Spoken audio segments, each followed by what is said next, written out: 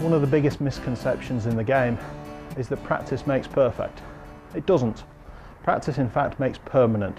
In other words, you're going to become very good at whatever it is you're practicing. Now, see a lot of players, particularly when we're down here at the range, practice in a very typical way for amateur golfers. They tend to get their basket of balls, they tip them all out into the tray or pour them into the automated machines.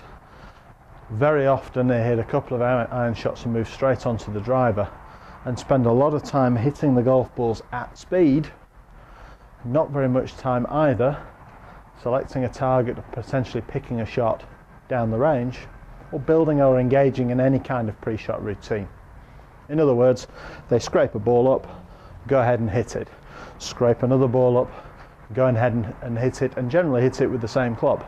Now, if you think about the way that we play golf, we don't play that way. There are often several minutes between shots. We don't get to hit the same club 2 swings in a row very often.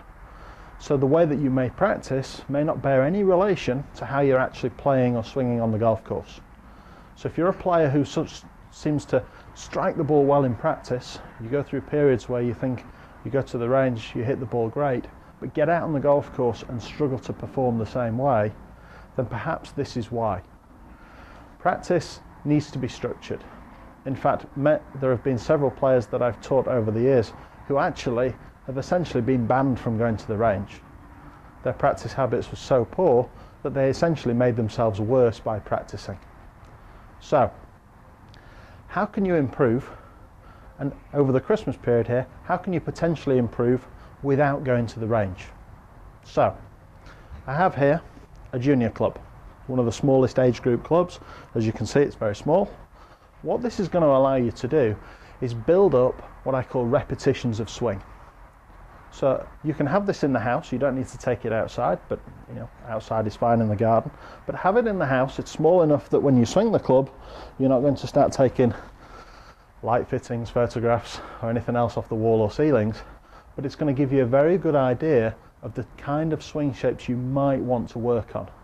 It's excellent for producing posture. Remember that you'd hold the grip at the normal grip height. Obviously the club isn't going to reach the floor. I give this to some pupils sometimes and the first thing they want to do is put it on the floor. That's obviously not what we're looking to do.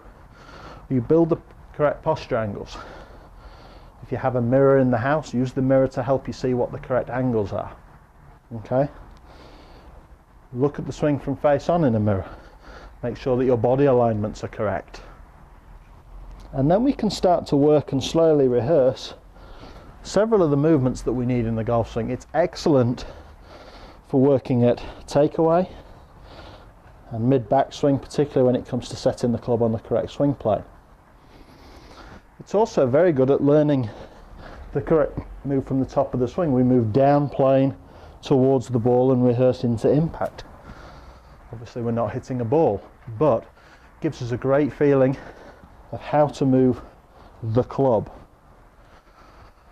5 minutes, a couple of times a week, you're going to find that your golf swing shape potentially improves quite dramatically.